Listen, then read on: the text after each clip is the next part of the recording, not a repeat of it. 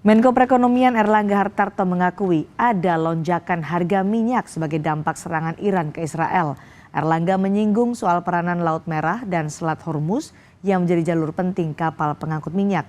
Akibat konflik, Erlangga menyebut perlu ada mitigasi peningkatan ongkos angkut minyak.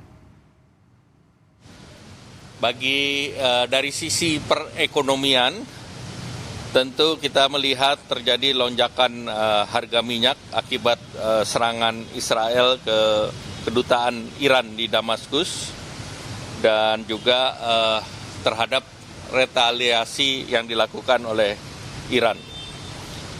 Dari segi ekonomi, Laut Merah dan Selat Hormuz itu menjadi penting, terutama karena Selat Hormuz itu 33.000 kapal minyak dan Laut Merah itu sekitar 27.000 dan peningkatan freight cost itu menjadi salah satu